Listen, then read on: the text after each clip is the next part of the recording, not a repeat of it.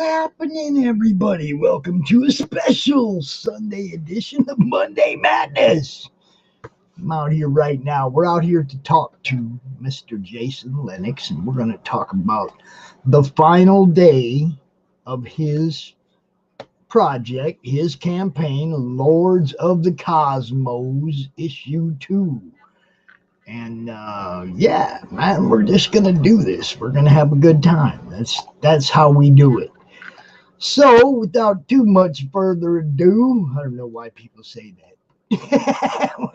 Without any more delay, welcome, Mr. Jason Lenox. Well, I have Mini-Me here, right? He's been nervously. Oh, dude, everybody's got that poster on their wall. I used to have that poster on my wall. Yeah, the old tobacco store, Lord of the Rings. Yes, the Lord of the Rings, man. Yeah. Oh. Nita's got that on her wall behind her. You've got it on your wall behind you. I used to have it on my wall, but I don't have that poster anymore. Pops, what did you do with your poster?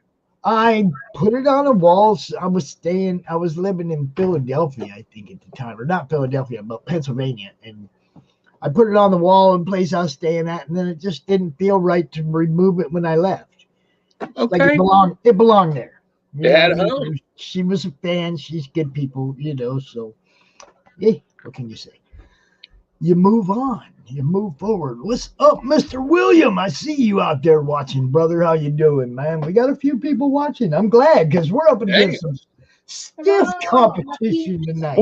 What is everyone talking about, Pop? Star Wars? The Gina Carano thing, man. There's there's 4 or 5 big streams out there tonight that they're talking about her interview with Ben Shapiro. Oh, wow. So, I can't tell everybody don't pay attention to the news, but we got stuff to do. We got books to sell, y'all. I got to tell you, Pops, this was exciting. I was looking forward to this all week. This is kind of like the, hey, can you knock that off? This is it's been a hard work in 30 days. This is kind of like getting the virtual beer, but we'll use club soda at the finish line, Pops. I'm excited. I put in the work. The results were there. Over 200% on this Kickstarter. It's been awesome. Yeah. We got your buddy Mike in the stream now. Mike from Japan. All right. I love being worldwide, man. I love being worldwide. Yes, William, we stand with Gina. Yes, we do. How you doing, Mike? You're muted, sir. You got to turn your microphone on, sir. Hey, sorry about that. I'm figuring out how to set this up. How you doing, fellas? How's it going, Mike? Apparently, America is talking about Star Wars, but we're talking about Lords of the Cosmos. Lords of the Cosmos. Oh, God. What's going on with Star Wars right now? Jesus. Flyers. Yeah. We're Broad Street big fans over here. That's all right. That's old school hockey. That's old time hockey. That's what we call that. But Pops, man, this is so much fun. It's been great. Mike's a friend. He's a fan. He and I have been texting back and forth all week. Got to get to 8,000. We unlocked all the stretch goals today, so it's been awesome. So this is kind of more like a victory lap. It's awesome. Yeah, well, I've been watching the numbers go up today. We've been out there on Twitter talking about we're going to come out. It's your final day. Yeah, I think I've seen you score a couple more backers just in the last hour. So yes, everybody, it's the final day. It's the final. You can't wait no longer. If you were holding out, you can't wait no longer. It's time to go. Yeah, my one friend out in Seattle, I bugged him like once a week, every week, and finally today he's like, "All right, man, your hustle got me. I'll back it." I'm like, "Yeah, I'm gonna keep bothering you until you back it," but he finally did. He was like 242 or something like that, but. Every week I had to hit them up, but no, man, these Kickstarters, man, they're like a marathon of marketing and commerce and geekdom, and they're awesome. But they're just, I can't wait for it to be over. It's just, it's like you appreciate the money, you appreciate the support, you appreciate all the friendship and love, and there's new friends. I made a ton of new connections with people that are doing podcasts and doing media such as yourself, Pops, and I appreciate it. But it's kind of like the end of a sports season. You're ready to kind of just say, I'm ready to tap out, Yeah. Well, see, that's one of the things that we love about being involved in people's projects like this. I love doing the launch parties and the countdown parties, the last day thing. I love being part of that because that's when the most action is, and I want to be around where the action is. So yeah. Final day, y'all, look at that. 17 hours left, 246 backers, just kicked over $8,000. Gotta love it, man. That's serious work. Yeah, no, and I was interesting. This campaign, I had every single day had backers. I had one day with one backer. That was as low as we got, but every Kickstarter I've ever done has had a couple zeros. This one had no zeros. It definitely, there were some big days, but we didn't have any zeros, and that's huge to not have those gaps of nothing. Because it kind of it hurts your numbers, but it kind of gets your spirits down when where it's like I had nothing today. You're kind of sitting at your phone looking at it and saying, "Come on, what do I got to do?" And the needle kept moving on this one. We call it the lull. You get that, in the middle of the campaign where it's just it does that dip, and it's like, "Come on, everybody, where do you go? Where do you go? Come back!" But it's all, like you said, it's the new marketing. Everybody's learning how to do this on the fly. I mean, it's we're all figuring out. Everybody's figuring out what the best way to get the word out, the best way, to reach as many audiences as possible. And it's like that's why we invite all the other podcasters into the madness, so everybody can find as many different audiences as you can get to. That's what we want. We want you to get out there and get seen. So, we tell everybody, you launch a campaign, you come into madness, you let everybody know you're looking to go on podcast. You're going to get people hit you up. I mean. Yeah. And here's the thing. I'll throw that out. I mean, Pops, any other podcast, because what I do is I keep a spreadsheet now. Since my last Kickstarter was in October 2019 before this one. Right. And since then, I built a spreadsheet. So, any other podcasters, I'm fun, I'm lively. I'll add you to my list. But it's been cool. I've never done as many interviews and appearances as I have in the last month. And it's been rewarding. It's been good. A lot of good questions, a lot of meeting new people, meeting fans, meeting people doing podcasts. So the world shifted. The last Kickstarter I did was before COVID. Now we're in a no conventions, no live appearances. I definitely had to change my game up for Lords 4. I had to be more active out on the internet, Exactly. That's what I'm saying. It's like all I used to do is just go, "Hey, look what I got today." I'd come out here and do my little "look what I got today" videos because that was what the group was about. And then COVID changed the direction of everything. Yeah. I mean, hey, well, we got Mike on. Mike, you're a friend, man. I've known you for years. I met you at Wizard World Philadelphia 6 years ago, I think it was. Oh, geez, dude, you're a friend. You're a fan. Tell us about Lords of the Cosmos, man. Tell us what you like about it. Really, it's over the top. It's got everything you like about old Saturday morning cartoons. It's got classic heroes. It's got a new feel to it. It makes me nostalgic for an era that I missed out on. So that, the whole He-Man, Masters of the Universe, Thundercats type stuff, just everything. The whole art aspect's just amazing. Jason kills it every single time. He sends me emails about commissions he does for everybody, and everything he just puts out's top tier. Thanks, man. I'll be honest, the biggest thing that I got out of this campaign was kind of thinking about people like Mike, where he has been with it the whole time. But what I got to start thinking about too, as we do issue 5, right, is how I make this as appealing to Mike as I do for someone that just finds out about it and it's brand new, right? So one of the things, Pops, that you had mentioned to me was about having some voiceover in my video. So for the next campaign, we're gonna do that, and we're gonna shift the video up to try to make it access Mike, right, as a person that's been on the ride, but we also want to try to make it so it meets his needs, but also meets the needs of someone that just discovers it on a show like The Madness.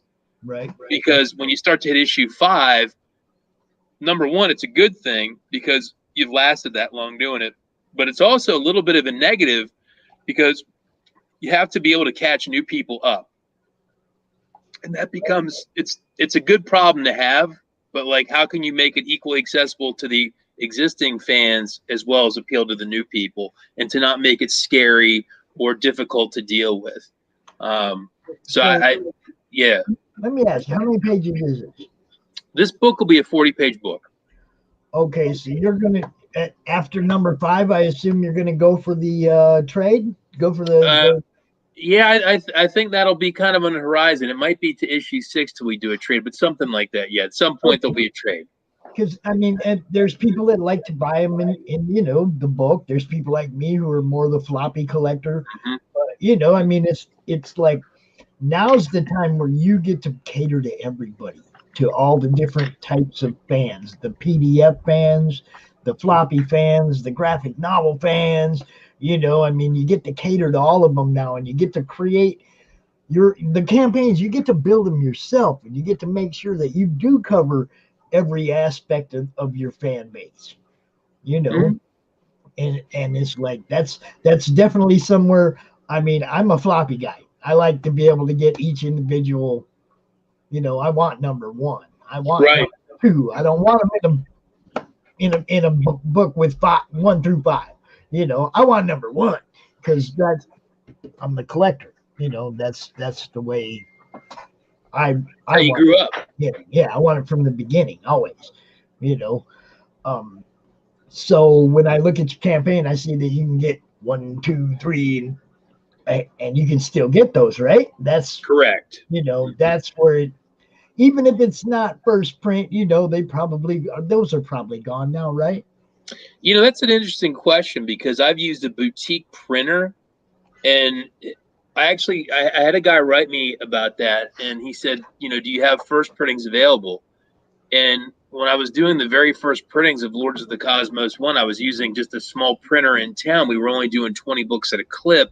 And unlike a major publisher where it'll have like, this is a first print run, I never did that. So for people that do boutique printing, right, which is me, I don't even know there is an answer to that, to be honest with you. That's a legitimate question, but I don't know how I answer it, honestly. Well, that's one of the things. It's like, I did a launch party for somebody else recently, and they sent me proof copies mm-hmm. of their book.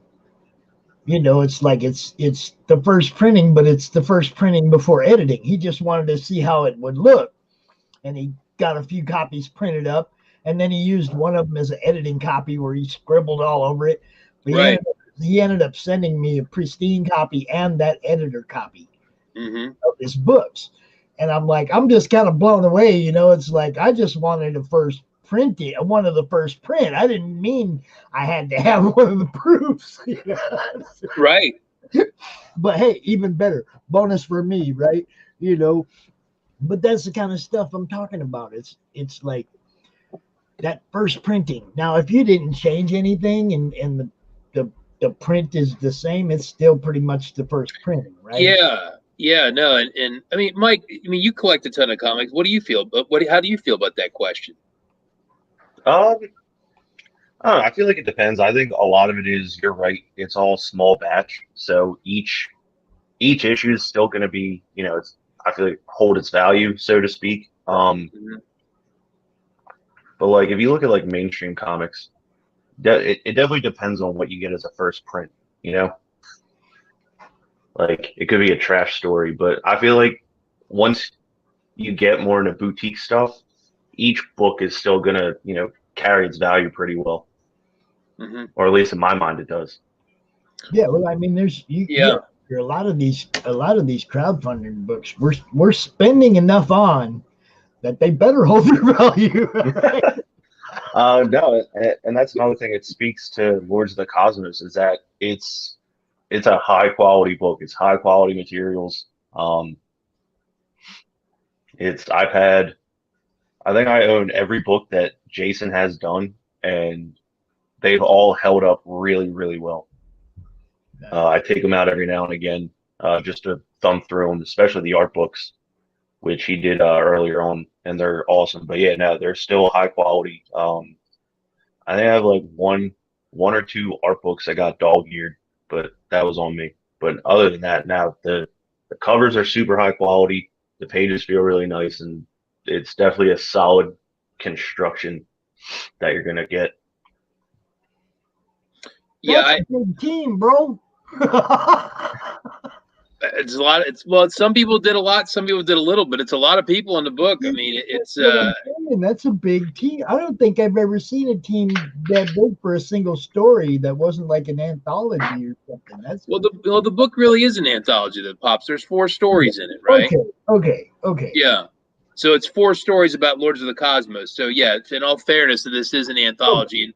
Okay. And 3 of the people there are people that helped build the toy packaging on the back of the book, right? So I mean, I try to include everyone, even if they just did a little bit. So I love that old school look right there. Oh, the cartoon ad, yeah. Well, that's always been part of the charm of Lords of the Cosmos, to try to touch that 80s. What Mike had mentioned that he missed out on. He wasn't born quite at the right time for it. I was born in '75, so I basically hit it. I mean, as a small kid, I grew up with the original Star Wars toys, and that was always kind of in the background of my life, which in retrospect was kind of the birth of kind of genre entertainment as we know it today, with that film coming out in '77, where it was a mass marketed toy media property. I don't know they really planned on that to happen, but it did. So I caught all this stuff as a child, which now at this point, it's people want it. Let me just say that 1977, I probably stood in line to see that movie 30 times when it came out. I was 13, 14 years old. So, it was like, that was like right in my wheelhouse. Right. What is this? And then you go see it, and it's like you were a Star Trek fan, you were a Battlestar Galactica fan, you were a Space 1999 fan, and then none of them mattered for a minute because Star Wars just blew all that stuff away. The special effects, everything involved with it was worlds beyond everything we had seen up to that point. So there was a couple years there where just nothing else mattered. The toys came out, and it was like nothing else mattered. It was just Star Wars. Yeah, true story. I had the Jawa action figure, and it scared me so much that I made my mom keep it in the drawer with the phone book because I was afraid to have it out. And then I would open the drawer and look at it and close the drawer, right? Little red eyes glowed at you. Yeah. He scared me, Pops. He scared me, the little Jawa. Hey, you see what they did to the Mandalorian, right? They stripped his ship, knocked him off their thing, and got away. That's what they do, man. They strip cars, and they run away, man. I love it. Good stuff. No, but it's going to be fun. This has been a good one. I hope we can make the next issue even better. But it's been exciting, and it's a changing landscape. Just even with Kickstarter, I think one of the reasons this one did so well was Kickstarter started some new programs. They have a pre-launch link that I was able to promote the book before it came out, because before it was like you'd launch it and it was a mad scramble to tell people, but you were given the ability to have people sign up to get an instant notice. That helped. This was the first time that Kickstarters had an add-on menu, so you could get an extra book or a shirt or whatever. Right. So it was kind of cool that Kickstarter upped their game with the technology. So I think that definitely helped. And those were 2 big things that changed since the last one I did in 19. And again, I think I did my job, building more fans, in person and virtually over that time period too, to help it. But it's a lot of work with these Kickstarters. I was on one podcast and they said, "What's the secret?" And I said, it's grinding, man. It's like running for office. If you look at every presidential election, the one thing that they'll always mention, no matter who wins, is they'll say that candidate got their ground game out. Yep. So whatever political stripe you are, typically that seems to be who wins. Like they'll know that you have X amount of Republican or Democratic voters, and the trick is to actually get them to go out that day and vote. And what the electoral ground team in every state, their job is to say, we need you to come out and vote. And that's really what these are, is that you have fans.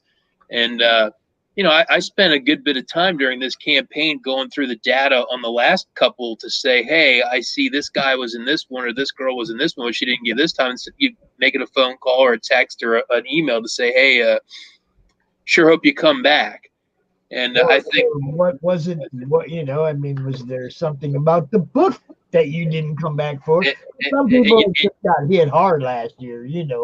Pops, you know what it was? Wow, I forgot. Thanks for reminding me. They go back, so when I'm saying it's kind of like a political get out the vote thing, it's not that the people are like, I don't want to get the book. It was, oh man, thanks for reaching out.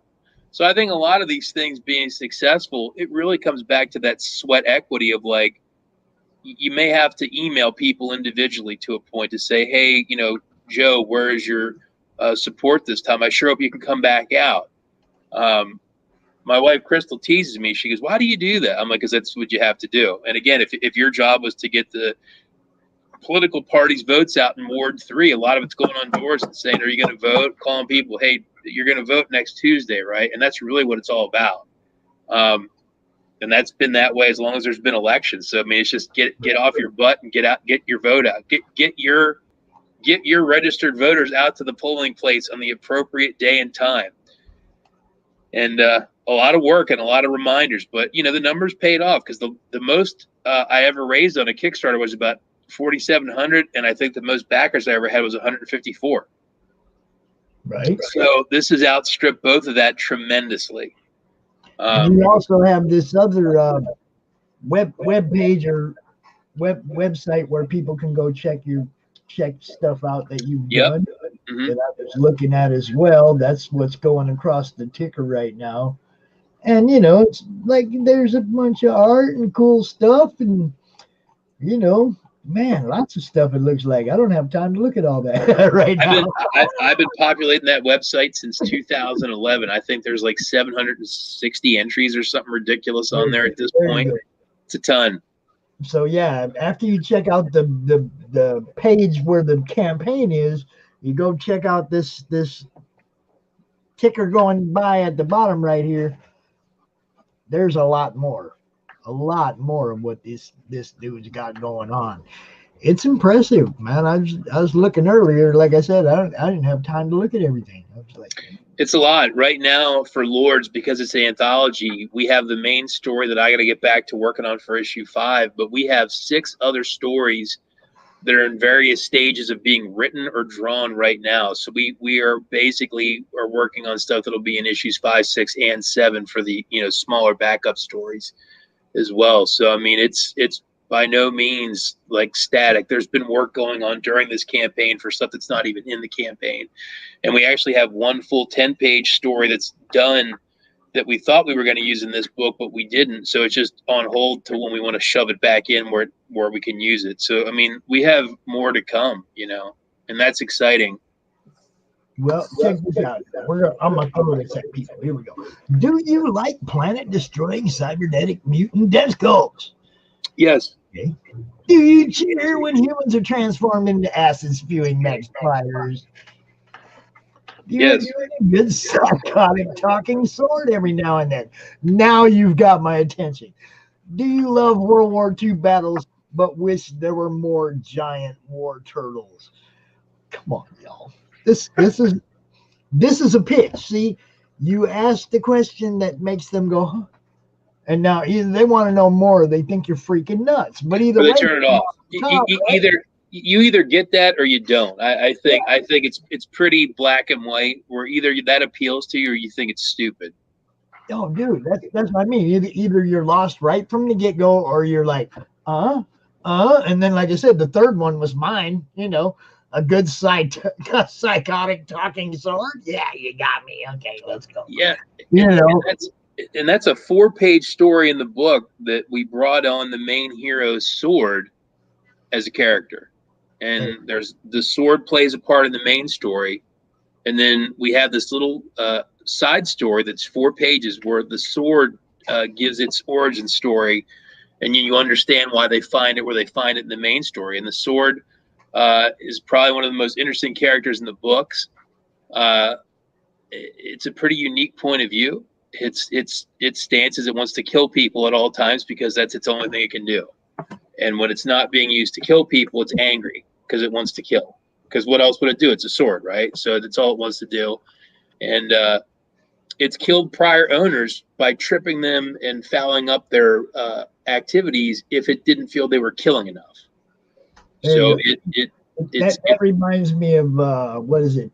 Fred Saberhagen's books about the swords, the 12 different swords. They all have different types of powers. Like one's called Far Slayer, and you could throw it and it'll take off and go across the continent and kill somebody way over there. But then the person that pulls it out of them, now they got Far Slayer. So when you use it, you lose it. You see what I'm saying? But each of the swords has a different power. Great set of books. But that's what grabbed me right away when you talking psychotic sword. I was like, oh, that's right in my wheelhouse. You know? Yeah, well, the sword is all over the book. It shows up in 3 of the 4 stories after not being in the first 3 issues. Like, because when we meet the main hero at the end of book 3, he's got a scabbard with no sword. So it's like, why would this guy have an empty scabbard? He seems like a tough guy with a big military helmet from the ancient Greece. And now you find out why he doesn't have it and what the sword does. And then the sword keeps playing into the story, but it falls across 3 of the stories out of the 4 in the book. Cool. Now, I'll be honest with you. I'm probably the brokest guy in the room, and by 17 hours from between now and 17 hours from now, I'm seriously down. I will be able to back this, but it doesn't mean that sometime in the future I won't be able to get on board. If I could, man, I wish I could afford to buy every book that I promote. It's too much. There's so much good stuff out there right now, man, and very limited budget. So, that's why I do this. It's like I can't buy it and tell everybody, yo, look what I got. Well, Pops, I'll tell you what, just I can come out here live and I can tell them about it and show them the campaign page and try to get their interest in that way. I'm going to send myself a reminder when we get the books. I'll send you a set for free, buddy. I appreciate what you do. I appreciate that, but I want you to know that's not the goal. Okay? No, I know. I totally appreciate that, but I'd rather sell books for you, because when people have it in their hand, word of mouth is the best, always been the best seller, Well, here's the thing. Sometimes you got to know. Sometimes you got to know when it's smart to hand out a free thing every now and then. And I know you do a ton to promote independent books. And to be honest, yeah, you'd probably be in the poorhouse if you bought every book. So when I get the books, I'll send you set 1 through 4. Then you can have them and you can seal them up and read them. Oh, if you send me 1 through 4, dude, you're gonna have a fan for life anyway. I'll take care of it. I'll do. I won't send you 1 to 3. I'll send you 1 to 4 when the new book gets printed. So. Oh, dude.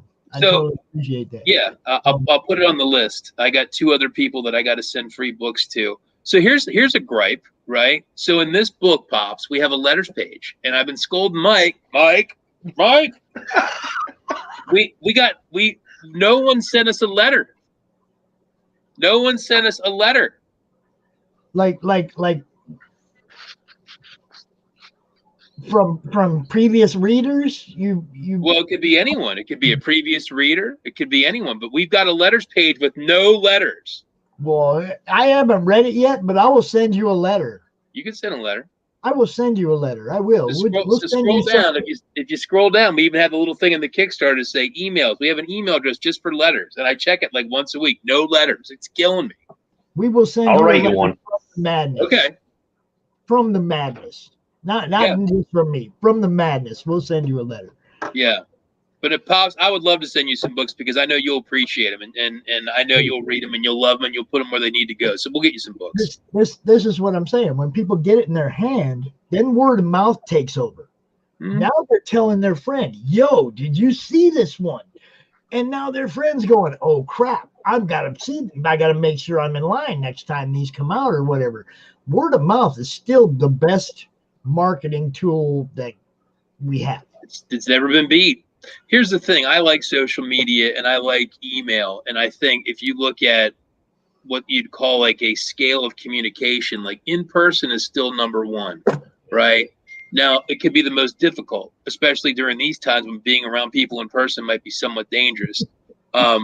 If you were now, electronic tools, I think, are good to maintain a relationship, but they're not good at starting them as much. Right. And I think what you said earlier in our time together was how we're all learning how to change, because we are. So at my regular job, I do commercial and industrial sales, right? We've been pretty much grounded for almost a year now. I barely get out. So one of the things that I've talked to my peer group, other guys that are doing sales, is that you got to get your internet and phone and text message hustle down better, because you can't just go see people. Yep. And in some cases, they won't let you in. In some cases, you may not want to go.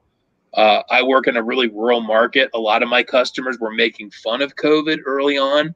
I probably had 15 customers go down with COVID. So, and a lot of that kind of adds bullshit. That all changed when it was like, oh, I'm sick. Oh, my employees are sick. So it definitely has hit close to me. It's missed me, which is good. But, knock on wood, right? It's tricky. And the comic book game is no different, because how do you connect with people when those really good relationships typically start by a handshake and looking at a book at a table? That's gone. And it may not come back for a long time. That was the whole reason that CromCon began back in April last year. Yeah. Because when ECCC went down, I don't know if you've looked at the madness at all, but like if you look at the founding members, the first 50, you'll find people like Michael Montemore, Brian Polito. We had a great base of creators right in the beginning of this group, okay? And now it's like over 2,100 people, and it's all comic people. It's not just, I don't pad the numbers in the madness. And when ECCC went down, it was like I had 200 or 300 creatives in the group at the time. There was 4 or 5. You're talking Emerald City, correct? Yeah. Okay. And we only had like 400 or 500 people in the madness back then when that happened. And it was like, okay, Brian Polito, I talked to him all the time. I was like, what are you going to do, Brian? Because, it was like he had all of his stuff on its way to Seattle. And then it goes down. He goes, well, I'm just going to have him send everything back to Phoenix, and I'm just going to do a virtual con next weekend. And, of course, he had the following where a week's announcement and then going and doing it, and he had no problem selling all the stuff, And I was not everyone can do that. He's definitely the minority in being able to pull what you're describing off. That's tough. He could pull that off. I was like, well, what about all my other friends? Yeah. In the madness that don't have the means to just bam and sell all their stuff. So I started CromCon. I took a month to talk about it, to tell people about it. And then in April, we did the first one last year. And we've done it every month since then, once a month, CromCon. I'm excited to do it. I'm going to do yours. In fact, we're going to do it, the last Sunday this month? I'm excited. I'm excited to check it out and see how it goes. I think it's great. Yeah, that's next weekend, bro. I mean, if I go business school on you, what we would call you, Pops, from a marketing standpoint, you're an advocate. Like that would be if we were looking at a business hierarchy of what your role would be, your role would be advocate. You advocate for the sale and use of products that aren't yours. In the world of sales and marketing, someday I might get in the game. You might. But right now, you're an advocate, and advocates are huge. Advocates are the best people to have, because really successful brands have a ton of them. Think about Apple. Over the years, how many people were pitching Apple to their friends that they didn't work for Apple? They just said, I love Apple, go buy it. Yep. And a lot of those people, the advocates, drive big brands. There's a book that's called the 1,000 Fan Theory, right? And what you describe with Brian Right. Pulido is he actually probably is over that. But Yes. if you had 1,000 people, he ascribes to that theory actually. The 1,000 fan theory. Yes, yes, he does. Yeah. So if you have 1,000 fans that purchase everything you do, now you could be a guy that played guitar, or a poet. It says you could make your living off of it if you had 1,000 people that were like, the way Mike treats me, right? Like Mike, when I make stuff, Mike's there day one supporting it, right? If I had 1,000 Mikes, I could quit my job. But to find those, it's finding 1,000 of them. That it's a trick. I subscribe to it. I think it's real, and I think I look at my Kickstarter, and I probably have more towards that 1,000 fans than I did before. And those fans, a lot of them are advocates. Some of them are transactional customers, which are just people that would say, "This looks neat, I'll buy it. I don't really care." They may or may not come back. So, but here's the thing. Transactional fans are great too. Those are the people that you see at a convention that just say, "Oh, I like Boba Fett. Yeah, Boba Fett fan art. I'll buy it." Boom. Right. They're transactional. The 1,000 fan people, again, I'll use Brian Pulido. They're the people that are like, "I love his books. I love the guy. He's really cool." They wouldn't care if he did tic-tac-toe. They'd say, "If he's doing it, I'm there." Yep. Whereas the transactional people are more like, "Wait, did he draw, Frankenstein? Because I want Frankenstein." Right. Right. So yeah. And his marketing scheme, of course, is like worlds beyond too. I mean, he's not afraid to get in front of the camera and go, "Hey, come look what I got." I mean, he sells.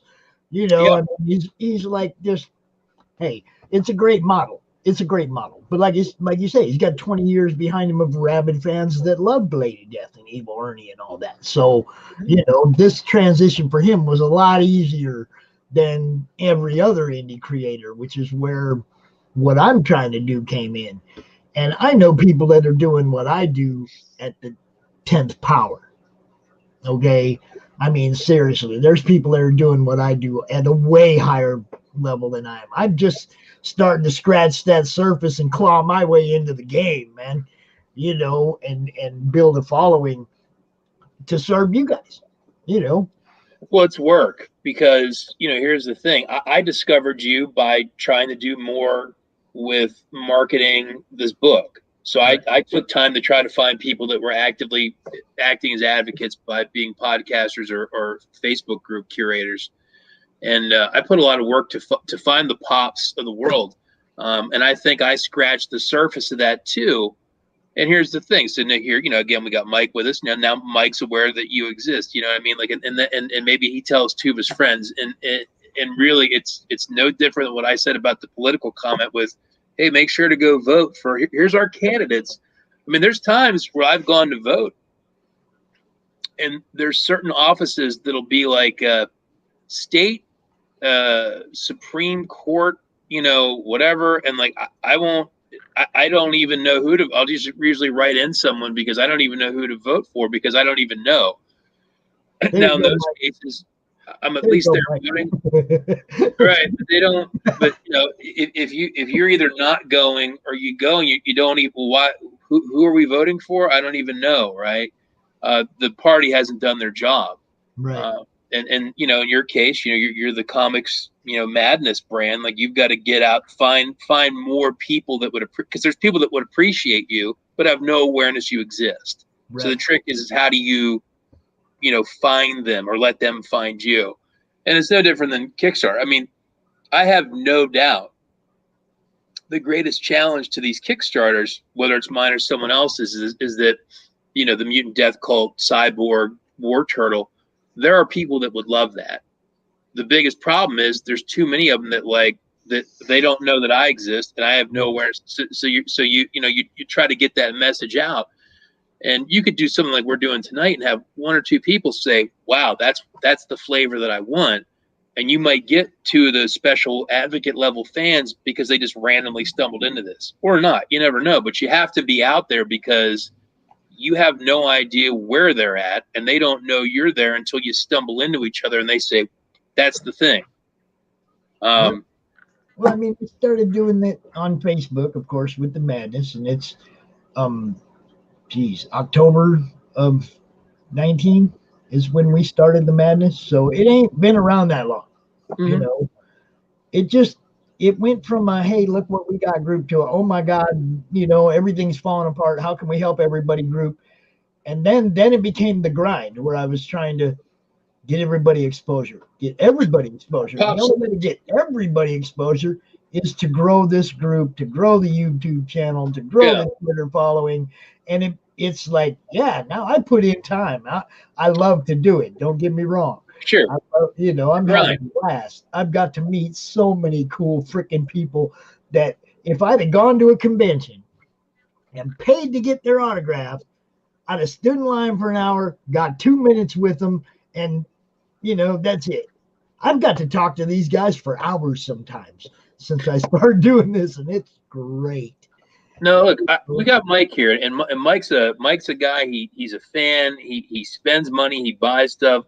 Like, I'm talking as a creator. You're talking as a content advocate. You know, right? You're doing stuff. That was Mike just a year ago. That's what I'm saying. Yeah. A year ago, Mike, I was him. Mike, as a fan that is involved, you go to conventions, you spend money, you have opinions on this stuff. You're educated, you're engaged, you read the news, you send me stuff. Like, you're what I would call a highly engaged fan.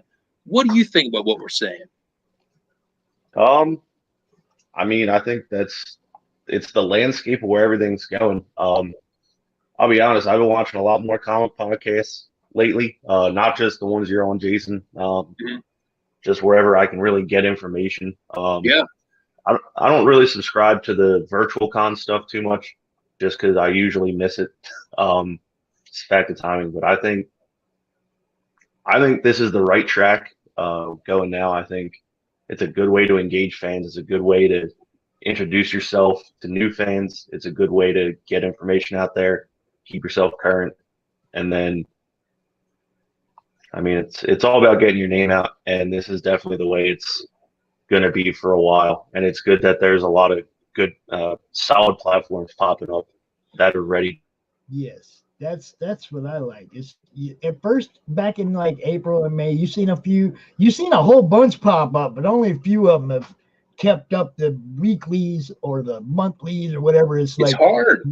Yeah, well, my monthly turned into a monthly and a weekly. You know, it's like I went from just doing CromCon to doing a weekly show, and that turned into doing launch parties and countdown parties and just unboxings, and I do everything online now that, you know, if it's comic related. I go out and show, here I am, I'm back. You know, I mean, the biggest challenge, I think, for any of this stuff, and again, whether it's creating content, which is what you're doing, Pops, or in my case, you know, making printed books, right, is that it's easy to dip into it really quick, and then you start to realize that there's people that are kind of in it, and then they'll do it and they'll quit. Like, they have a podcast for 3 months and quit. Right. They'll make a book, they'll do some prints, and they quit. And what you realize is that I think there are people that really, really are into this stuff, that they really, it's part of their DNA that they like to do this. And that's the grind, is that there's a million reasons to say, I'm out of this. This is a lot of work. I'm going to quit. Right. And it's, you know, dead Facebook pages, whatever. There was a Facebook page called Comic Kick. And I reached out to them at the beginning of this campaign. And whoever was running it, they were really nice. Every Kickstarter I'd ever done, they would always promote it. And it was just called Comic Kick. And their symbol was like a foot, right? Like like you got kicked in the face. And they were very active in promoting, you know, independent books, the people that you're promoting. So when I went to check it out in January, the page was dead. And I sent them a message, and no response. And the page, I think, stopped putting up new stuff in like November. And whatever happened to Comic Kick, maybe the person had a personal issue, a health issue. Maybe they passed away. Maybe they just said, I don't really give a shit about this anymore. Excuse my language. And like Comic Kick was around for, I don't know, 6 or 7 years, you know, saying, hey, here's a book, you know, and they would get involved with, hey, final 2 days, help this independent book out. And you know, conventions are the same way. There was a convention that I did in Pittsburgh, and there was a husband and wife that ran it, and they just said, "Hey, we're tired of it. We're done." And they stopped doing it for like 3 years, and then they did it. It was the last show I did. It was the first week of March last year. That was the last convention I did, but they needed 2 years off just to recharge. Right. And they may hit a point, you know, who knows if they come back after this. So I think whether it's a guy making a book like me or someone like you, Pops, that's doing, you know, content media, you got to appreciate it, because you never know when someone's going to say, "Hey man, I'm tired of it." And it could be a health reason. It could be a financial reason. It could be a schedule reason, or it just could be they just say, "I don't care." Right. So these things are a lot more fragile, I think, than we think. But I think the fans, they can smell you out if you're into it or not. You know what I mean? Is this guy really into doing it? Is he going to be here in a year? Is he going to be gone? Now, look, you could get hit by a car, right? I think we've all seen the people that they dabble in this stuff and then they quit. Whereas, you know, some people are like, you know, no, I really like to make books, you know, or I like podcasts. There's a web comic that I've been reading now for 7 years called OGLAF, Oglaf. It's X-rated humor every Sunday. And every year they take a few weeks off for like holidays, but every week it's good art and jokes for years. And I'm blown away with like how good they are, but then I'm like, how have they done this for like 7 or 8 years? That to me is the more mind-boggling part. Like anyone could have like one good joke, right, or one bit of good art. Man, these guys, or it's a guy and a girl, I think. Man, every week, every Sunday, it's great. How do they do that? I mean, like, and they must love it, because every week. Man, I'll tell you what. There's times when I don't know what I'm gonna do on Monday night. I don't have, you know, I might have only one guest lined up or something. And what am I gonna do to fill the time? And it always works out. Somebody will hit me up, you know, do you got a spot open? It's like now the dang show books a month out. You're doing something right. Well, I mean, it's like now it's like, come on, man. It's like now you people, hey, man, can I come out on Monday? Because that's how it used to be. Can I come out on Monday? Sure, I got you. You know, now it's like, can I come out on Monday? Yeah, 3 Mondays from now. You know? Well, and what may happen to you is that the Madness brand may become big enough that you may want to have multiple shows, but you can't do them. And you may say, hey, Joe, Jim, you know, Jennifer, maybe you guys would, under your kind of like, it's got to be to some standard that you would say, hey, Jason, you're going to do the Tuesday. And like, I don't want to do a show, right? Like, you would say, Jason, you could be the Tuesday show. I have a co-host. You know, I have a co-host, Phil Leon. Yeah, then you start filling it out with more people. You know, and look, that's why Lords is an anthology book. I never had the time to do all the ideas we had. Exactly. So it was like we either bring in other people or it doesn't get done. And that's it. It's grown so much. Like I said, it's like when we started doing this, when we started seriously becoming a advocate, or, you know, when we seriously realized the exposure is king now. You guys, the tables are closed. You don't have 500 people walking by your table every weekend going, oh, that's cool. Let me check that out. Tables are closed. Exposure is king. And that was when I started trying to get everybody as much exposure as possible. I even went to the cesspool that is Twitter, and I promote there. Okay. What's your handle on Twitter, Pops? I'm going to follow you on Twitter. What are you on Twitter? I'm saying, it's like, I don't know why they wouldn't let me put the van in there, but they wouldn't let me put the van in there. It's like, okay, so it's just Pop Zant. I'm going to find you right now. Yeah, I'm up there doing the same thing I do here. You know, maybe with sometimes I get caught up in some of the crap, but like I said, the cesspool that is Twitter, you know, it's like sometimes you just can't avoid it. But I mean, I do my best to just get everybody exposure. Mike, I wanted to invite you to join the Comic Related Madness on Facebook. It is the best kept secret on Facebook. Everybody who loves indie comics finds their way there eventually, because that's where all the indie comics are. And I find you definitely got to follow her, Pops. I find more stuff all the time. I found something the other day that was like, it's down to like 2 days, and I didn't know anything about it. It just under the radar. Sometimes some of this stuff goes under the radar and it goes unnoticed. If I don't see it and I'm out here looking for it all day long, you got to promote more. Self-promotion is big. I'm going to tell you why I like Pops, right? I'm going to be an advocate for Pops. So I'm going to go in a big circle here, right? But it'll make sense. So my one friend John, I call him Money Man. He is kind of my cutting edge money idea guy. He tipped me off a year ago to start buying Bitcoin and all that stuff. So I've got a toe in that world making money. So a couple months ago, he started talking to me about digital art and asking me about, is there a world for comic book artists such as yourself to sell digital non-fungible tokens on a blockchain? And I said, I really, really, really don't see it. So the one thing I've been reading recently, and I think I sent it to you, Mike, is the CryptoPunks. Right, where people are spending $175,000 for like a thing that looks like squares, and I got this crazy feeling that at some point we're going to see that kind of bizarreness hit the comic book world. But the reason I like Pops is because all the places that I liked that were comic book stores growing up, from an analog era where they all smelled like, kind of rotted paper, right? That wood pulp smell. I don't know those guys anymore. One of them, one of my favorite guys died. He was a guy that worked for DC and Marvel. He ran our local comic book show, NitneyCon, and then he died. And he was a letterer and inker in the 70s, and his name was Ken Fedunowitz. And Ken was like the classic comic book guy. He had a little store. Oh, what the hell, He lived for that old school comic book stuff. And I knew a ton of those guys growing up, and now I don't. Like in Kenny's case, he's dead. In the case of the other ones, I have no idea if they're dead or alive or where they went.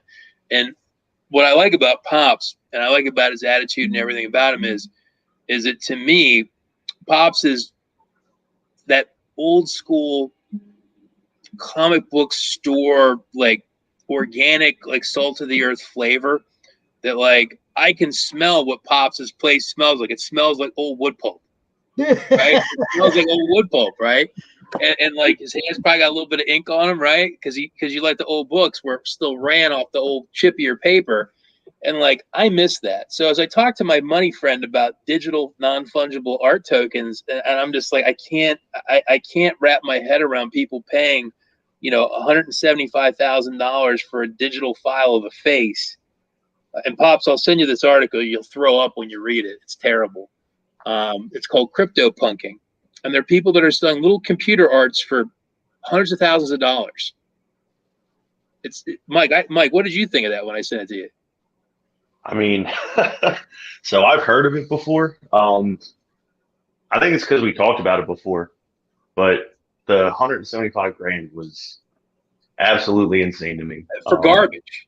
Pops, I'll send it to you. But that's what I like about Pops is I think Pops has that true love of comics, and I wish Kenny was alive because you would have liked Ken. I mean, he would talk it was so funny. He hated this one guy that lived in Eastern PA that was a retired state trooper. Why did he hate this guy? Because he was friends with Frank Frazetta's son, who he blamed for damaging the museum after Frank died. And I'm like, Kenny, was the son in the wrong? He goes, well, this guy, I hate him because he helped the son. They put a chain on the door, and he goes, that offends me. And I'm like, man, but that's what I loved about Kenny was he had this like tremendous knowledge, right? He worked with Jim Shooter. He would tell you like bizarre stories about Jim Shooter's sandwich. And you're just like, really? And we would find like old copies of West Coast Avengers that he had worked on. And I miss that. And I think that's the guts of why one of the reasons that I love comics is that comic book person. And I think Pops has that. He's got whatever that it is. He has it, and I appreciate it. That's why I want to send him some comics for free because I want comic book people to have my comics. Let me tell you what. I've been a fan, forever. Okay, I'm 57 years old. Okay, I've been reading comics for a long freaking time. You guys have given me a lifetime of entertainment. All I'm doing is giving y'all something back during a time when you don't have your tables. You don't have things the way it normally is. I'm like, okay, what can I do to help these guys? They've given me a lifetime of entertainment. For me, this is me just paying you guys back. Do you understand what I'm saying? Okay, now I've got to meet, you're talking about Jim Shooter and stuff like that. Since I started doing this, I've got to talk to so many people like that. Keith Williams, people that have been, Mike Barron, people that are all over my collection. That's great. I didn't even know they were all over my collection until I had talked to them live on one of my shows. And they're telling me the stuff they've done. And I'm like, wait a minute. I'm over here and I'm pulling stuff out. I'm like, you did this and you did this. And, it's like, it just blew me away to be able to interact with these people like that are all over my room. So if you look at what you're describing, and I'll go business professor again, what you're describing is an economic business ecosystem where, the comic book trade, it's an ecosystem because everybody's important. The people that read the books are wildly important. The people that make the books are wildly important. The people that print the books and distribute them to the truck drivers, they're important. The shows, right? The influencers, the advocates, they're all important. And maybe what's happened during these times where we're all kind of shut down is that maybe what's happening is we're all taking a little bit more time to say, you know what? I should be thankful more for my customers, the people that do the podcasting, the printing company, all those people, because maybe you took them for granted because they're all important. You can't take any of them out of it, And that was my whole thing. It was like when Brian said, I can go do this. And I was like, yeah, but what about everybody else? What about everybody else? Ain't got it like that. What about everybody else? And that gave me a purpose. That gave me a purpose to go out and do something. And my grandson said it best because he asked me, what do I do? What are my podcasts? What's this all about? What do I do? And when I explained it to him, he said, oh, so you're a problem solver. Yeah, that's what you've done. I tried to solve a problem for my friends. And I was like, yeah, that's the most simplistic definition of what I'm trying to do is solve a problem. Help out my friends that don't have tables to set up, don't have cons, and even not even that. They had money tied up in cons they didn't even get to go to. That they didn't even get their money back for the tables they bought. And it was just horrible in April last year. Everybody was like, I will say this about the refunds. Now, I'm in a different physical place than you. I'm in Pennsylvania. Mike's outside of Philadelphia. A lot of the shows that I had money tied up into were all like, look, we can give you a refund, but it would really hurt us to take it. For me personally, I didn't need the money. I just told them all, keep it. Because again, and they say we'll put it toward 2021, right? Yeah, because we don't know if we're gonna have 2021 either. Well, here's my concern. One of the other things that I'm as an advocate for myself, and I know Mike is as well, because we love concerts, is this thing called SOS, Save Our Stages. And like the one thing that I was shocked that it got through Congress and the Trump White House was they actually somehow got money for these venues. Because you're looking at a situation where we all love live music that, like, what are we going to do when COVID's cleaned up and Mike and I want to go to see a concert at the Electric Factory in Philadelphia and there's a big sign that says closed on the front? And whether we want to go see polka or heavy metal or rap music, it's just going to be, there's nowhere to go. Exactly. And, these conventions, like there's a big thing in the news right now, Otakon. Now, I've never done Otakon. It's a huge show in Baltimore. It could be the biggest anime show in the country. They basically said point blank, we may not come back. And I can send you guys both the article. I've been reading it. Their finances have gone upside down. Where Otakon is probably a 50,000 attendee convention. It's heavyweight. It's big. It may just go away.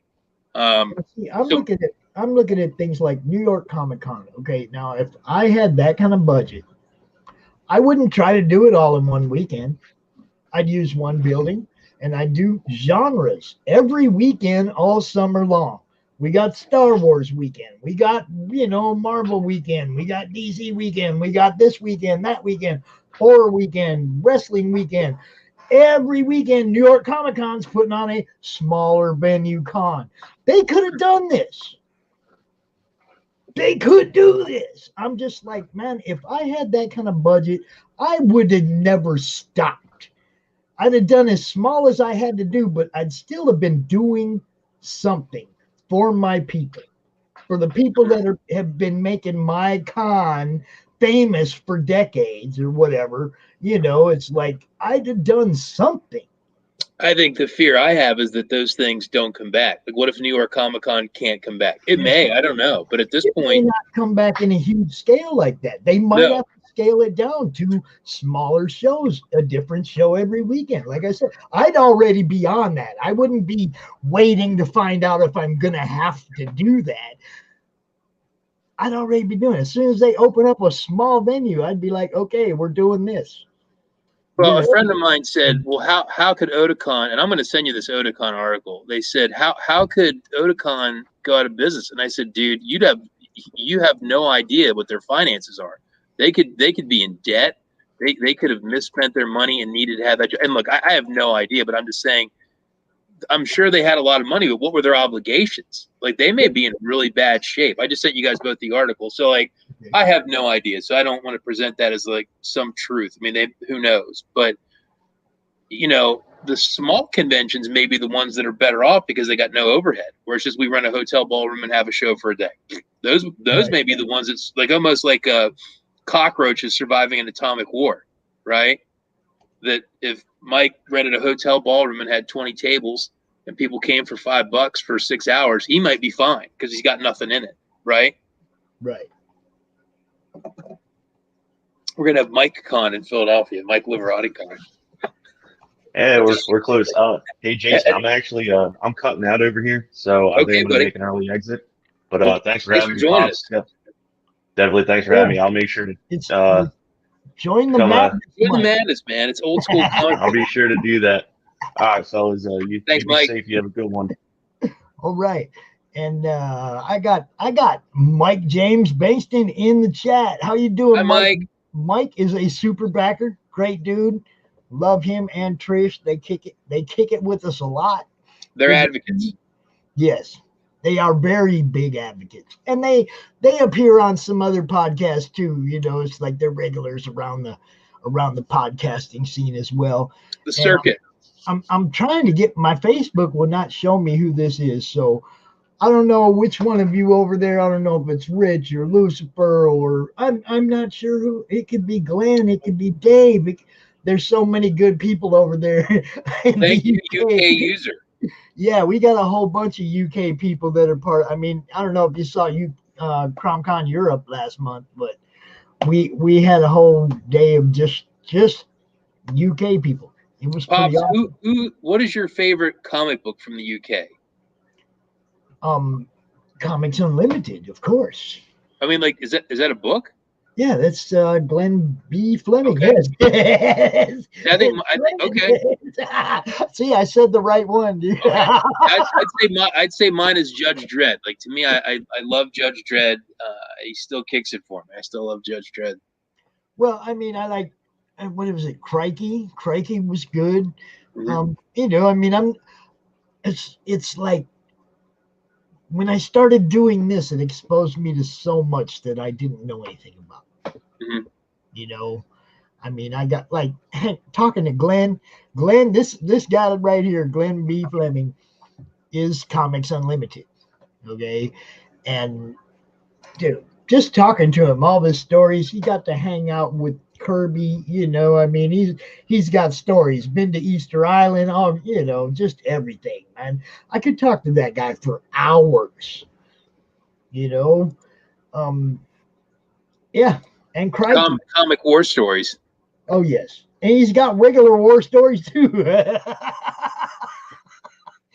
Yes, Mike. Thank you. Showing some support. That's what we love, brother. Oh, thank you, Mike. I appreciate it, dude. Dude, this has been an amazing 30 days, man. Thanks you so much. So, Mike and Trish, we need letters. Send us a letter. We need letters for our letters page. You know, Pops, it's funny. Like, one of the biggest gripes about Kickstarter over the years was people doing books and then they don't fulfill them, or they fulfill them and it takes forever. And the thing is that I do with my books, I don't put them on Kickstarter till they're almost done. So the only things we really need to do for Lords at this point is we got to do the credits page for the backers, right? So I got to get I don't have all their names yet. We'll have to do surveys. Right. But the only other thing that's not done, we got a letters page all made out. No letters. The backers are going to hold this book up with no letters. Now, are you looking for a Stan Lee soapbox type of letter? What kind of letter are you looking for? I'll take any. Here's the thing. I'll take any letter I can get. And truth be told, we're gonna do our own kind of Stan Lee soapbox editorial at the top, right? Because Stan always had his. So our letters page is called "Shouting at Clouds." Shouting at Clouds. Yeah. And we're gonna have a little, you know, like Stan had his little editorials. See, that's what I said. I haven't read the book. What do I write the letter about? I'll send you PDFs if you want to read them just to catch up for a letter. I can do that for you. Oh, now see, now he's making it so I don't even have to wait. Look at this guy. Not for number 4. No, I don't have 4 as a PDF yet. Yeah, that one I want to wait on. See, that's like, I don't know if you know, Russ, or I don't know if you know, but I'm going to be in a book that's like shipping this week, and I'm like been sitting here all year, like not letting them tell me anything about it, not letting them show me very much, and just promoting it without really knowing what I do in the book. You don't want to have it spoiled. Right. I want to read it at the same time everybody else does, right?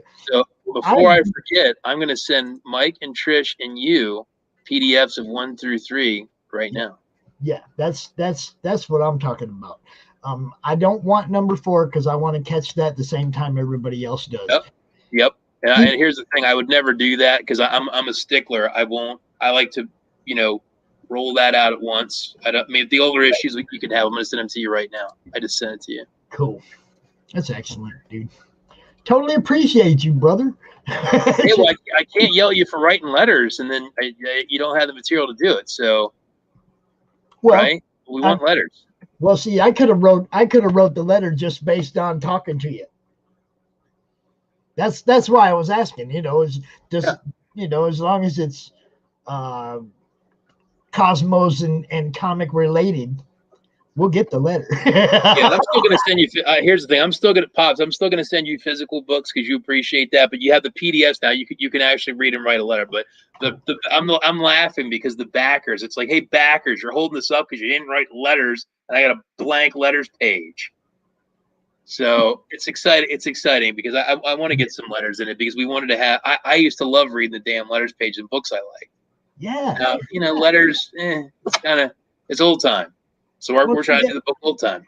And how often do you see them post where somebody posts up how they wrote a letter to a certain title and it got published, and they'll show you the page. Look, I was in the Marvel letter 30 years ago. I forgot all about this. And it's like, I love that kind of stuff. I totally dig that kind of interactivity. And although there was some back then, there wasn't near enough. It's funny. The one artist that I wish we could have heard more from was Kirby.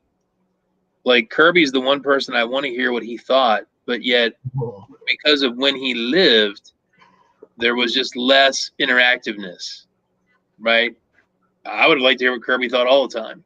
But I think, Kirby was just in a different era. It was like, go to your room and work. And I'm generalizing here, but that was the whole fun thing about interviewing Glenn. Was Glenn got to go hang out with dude at his house. Those guys. Glenn got to go hang out with Kirby at his house. And he can talk about Kirby, baby. Because the biggest thing I'm curious about as I get older as a comic book fan was what was the real dynamic between Lee and Kirby. And I got thinking about this because I was on another podcast, and that was a big discussion. And we were talking about if we were Kirby guys or Lee guys. And spoiler, I'm a Kirby guy. And there was a really interesting article about Stan Lee in a publication, a website called Vox. And it was like a 20-page read. about what his legacy was as a comic book creator and everything else. And I guess that guy's writing a book about Stan Lee now. And I'm curious because one of the big things that it posed was what was Kirby's role? Like how big of a deal was Kirby? How big of a deal was Lee? It was very interesting. And it's kind of like arguing. There is no answer at this point because these people are all passed away. But it's very interesting. But yeah, I want to hear more about that stuff. Well, I'll tell you what, brother. I will get you and Glenn on a stream together. Yeah, no, because I would like to ask him because I picked up on the fact through this article that Kirby made a caricature character of Lee called like Funky Finkersham or something. And that was his way of kind of expressing his displeasure with Stan, is that he made fun of him with a character, right? He put him in a book as kind of like a goof because he didn't have Twitter. He didn't have social media to say, look, I'm pissed off at you. I don't like you, or whatever his opinion was. But he obviously had something going on there. He didn't like him, as near as I could tell. It's very interesting to me. Here we go. Announcement from Glenn B. Fleming. Currently adding titles to my final cut re-release of my DVD, Jack Kirby, A Personal Journey, which was originally released to mark the King's 100th birthday in 2017. This 2 DVD reissue set boasts previously unseen footage of Jack, Roz, and I at his home, the original ad trailer, the original film and photographs, plus a special Q&A held after the film premiere was shown to a selected audience. I would like to watch that. Glenn, if you could find me on Facebook and friend me, keep me in the loop on that. I'd like to get one of those. I just dropped the link to his Amazon where you can pick up the DVD. Is it that one, the two set? I don't know. I didn't even know about that. That's a new announcement. I think he just gave me another CromCon exclusive, baby. I mean, comic related madness, comic talk with pops, whatever Monday madness, Sunday madness. I love getting exclusives, man. I love when people come to me and say, nobody has seen this before.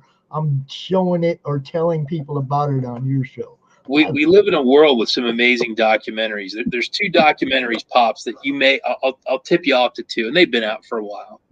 Thank you, Glenn. I love the movie and the book Dune, right? So Pops. Yes. Pops, have you heard of a movie called Jodorowsky's Dune? Yes, I have. Have you seen it? Not yet, no. For you, you're gonna go nuts because it's about the version of the film that was going to be made in 1972 and fell apart. Oh. And they spent like $20 million on it. Dude, look, this was my problem with Dune from the beginning. It had to be a 10-hour deal. There was no way you could cram that much information into a 2 or 3 hour movie. You got to go see. You got to go see this. It's a documentary about the movie they didn't make, and you realize the guy that was making it, Alexander Jodorowsky, he's an amazing creative, but he's crazy. And the whole documentary is about his singular vision in the early 70s. He was going to have Pink Floyd do the soundtrack. Is that when they went out and did that thing in the desert? Was that the music he was going to use? No, but when they did the trailer for the new, go ahead. I'm sorry. I was going to say Pink Floyd did that thing out in the desert. That was there was no fans, no nothing, just them 3 and a whole bunch of equipment and their sound guys out. Maybe. I mean, it could have been. He was going to have Mick Jagger in the film. You know Mobius, the French artist? Yes. He did 4,000 pages of storyboards for this thing. Damn. Salvador Dali was going to be in the film as the Emperor of the Universe. He demanded to be the highest paid actor ever with a salary so high they could only pay him by the second. It's nuts. I'll send you the link on it. And then basically the film falls apart. They all become the people that make Alien. He had H.R. Giger, and then they did a Giger documentary. And the reason I bring it up is like Kirby, because Giger, he's old enough that he died a couple years ago. But this documentary really dug deep and they interviewed Hans before he passed. Like they literally, the last scene of the documentary is he's at dinner and he says, I have to get up. I don't feel well. And he gets up and leaves. And then the thing goes blank.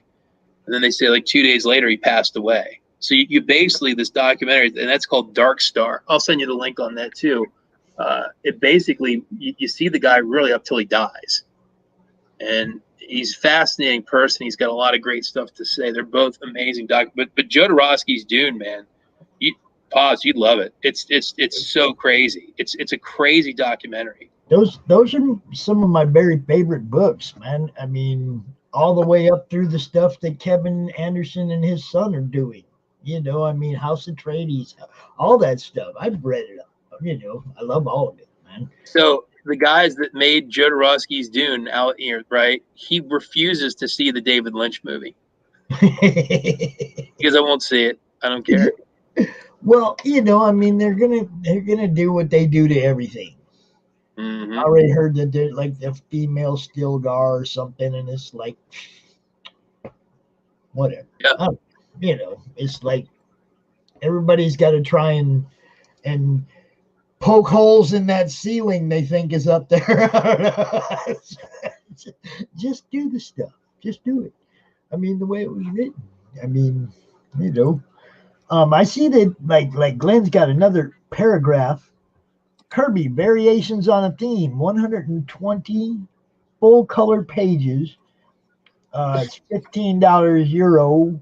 It's a must-see publication about the work of Jack Kirby, featuring art and articles written by many different authors: Brian Talbot, Tim Perkins, John Floyd, Tony Ingram, who I got to meet on CromCon, Dean Plackus, and Stephen Hooker, who I got to meet on CromCon, amongst others. Words about their... Yeah. Now, when you call it, are you a Conan fan? Is that why you call it CromCon? No. Crom is this. Look, let me see. When I played the video, that little green guy, that little troll, that's Crom. Comic Related Madness, CRM. But I was making it an acronym, right? And I was like, I got you.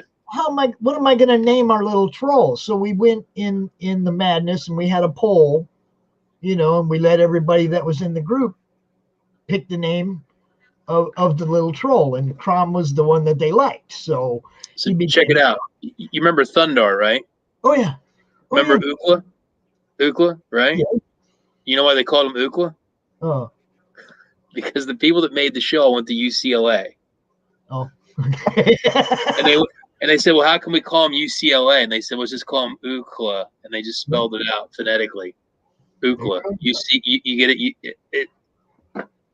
Yeah, that was all it was. It was like Crom, and now we have his girlfriend. Manny drew a Valentine's Day picture of his girlfriend, a Valentine's thing from the madness, and it's a little female, little green troll, and now we're naming her. And the top name right now is Crometta. How about Jane? Jane. It's a poll in the group. You can go put whatever name you want. People are voting on them. It's, you know, Phil picked Agnes. Cool, Agnes. But there's a bunch. There's Crim and there's Chromella, Chromalita. There's all kinds of them. There's like 8 or 9 different things to choose from.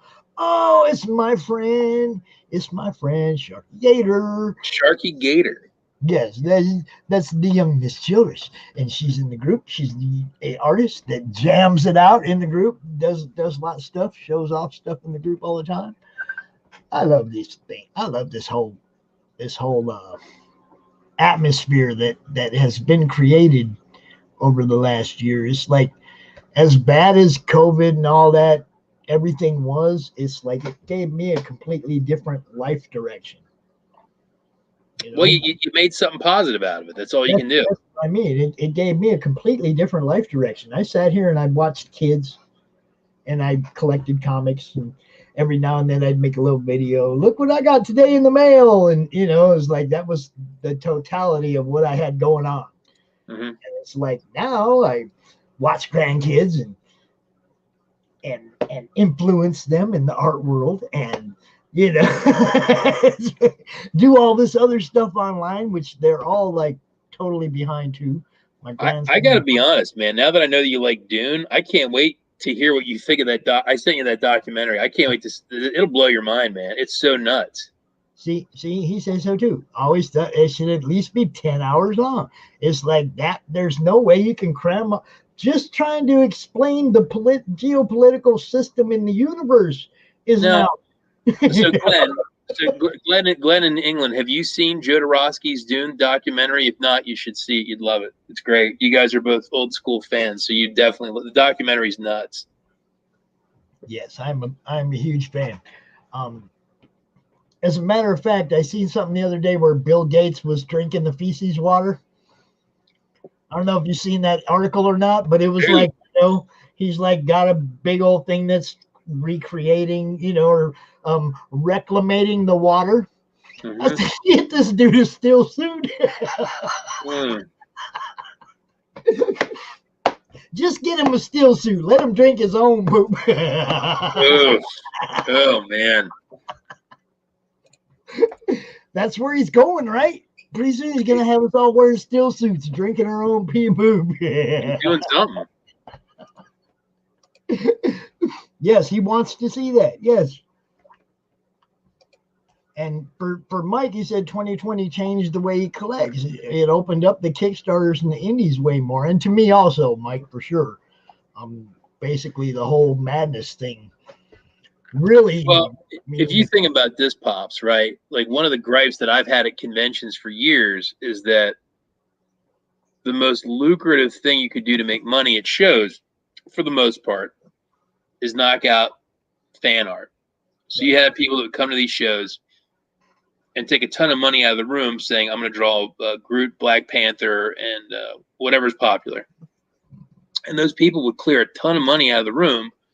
And the dude that's trying to sell an independent book, like me, he would definitely not necessarily do that well, because you'd have these guys saying, hey, I'm going to just knock out fan art next to you and crush it.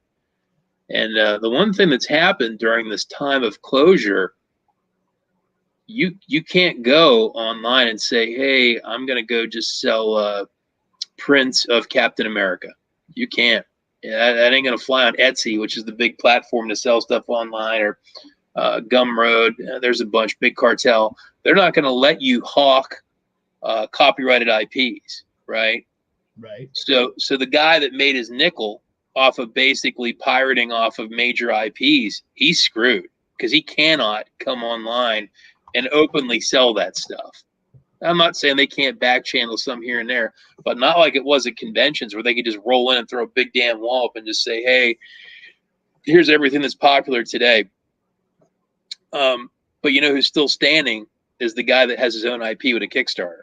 Right. So if anything, these times are better for people, okay, such as myself, that actually have their own concept and book, because I can still sell it. Whereas fan art guy, and look, I have fan art too, not very much, but fan art's a convention thing, and it's a lucrative convention thing. But without those conventions to hawk that stuff, you're kind of screwed. You can't hawk it. Well, so those people probably really got hit hard. Fan art has turned around now, though. It's gone the other way now. Now, creators like yourself have people draw your characters, and you do variant covers because they did a great job on something that's in your book, or a character in your book. Now it's the other way around. Fan art has become a way to break into the business. Mm-hmm. You know, I mean, I know a whole bunch of people like I've been at Eve is doing a cover for Mojo Book 2. Okay, just broke into the scene this last year, and her art was good, and people, she's like, okay, I'm drawing this and drawing. People like, oh, I need you to draw my character. I need you to do this. And it's like, because now she's doing covers for people because she was. Yeah, I'm talking about the wall prints guys at shows. That's who I'm talking about. Oh yeah, I know. And it's like those guys now, though, that have that now, what they're doing is they're in, if they're smart, because they'll draw a specific character that somebody wants fans to draw. Sure. And they'll submit that character, and they might hook a real job out of it. You know, it's like, They won't necessarily be doing all that commission work anymore. They might hook some real cover work and stuff. You know, that's where I'd be trying to go anyway as a breaking artist. You know, the fan art is great to break in, but eventually I want to do my own thing, or I want to be part of a bigger thing, right? As an artist, I definitely would, Sure. rather than drawing Spider-Man for some kid at a convention. Sure. I'd much rather be drawing your characters and have a chance to maybe be on a cover of your book, because I sure as hell ain't going to be on the cover of Spider-Man. You see what I'm saying? No, I do. I mean, I think we're still talking about different stuff. I mean, at least my experience, it shows is you would have a majority of the people in Artist Alley pumping out nothing but just churning out IP, and it takes a lot of money. So, I mean, if a person doing fan art, if they're left to say, hey, I'm going to go do independent book alternate covers, that's great. They can't do what they were doing at these shows and sucking money away from actual creators, pawning off just everyone else's IP. So they've taken a well-deserved hit in the nose, and it makes me smile. I'm glad, because I've never been a fan of that, and there's a lot of it, and it's lucrative. I don't dig it, so I'm glad that they've had their nickel taken away, and I hope it goes to better creators than just people ripping off IPs. Well, I know if I go to a con and I'm looking to buy a piece of original art, I'm going to somebody who is drawing their own IP anyway. Sure. You know, I mean, as much as I love other people drawing stuff for me and sending me awesome art and whatnot, because I love Elektra and I love Thor and I love the Surfer and I love everybody who sends me stuff. You know, don't get me wrong at all. That ain't it. But if I'm going to buy something at a con, like when I went to Grand Rapids Con this last time before everything, the year before it shut down, I went specifically to meet Mike Zeck and to get Mike Zeck to autograph some books for me.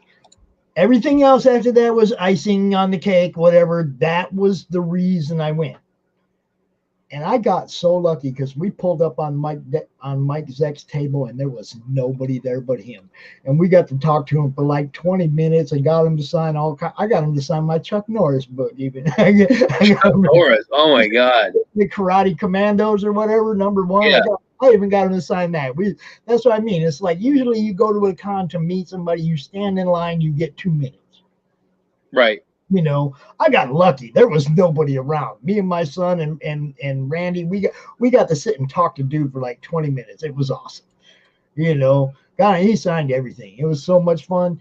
And everything after that, like I said, was a bonus. But I wasn't there.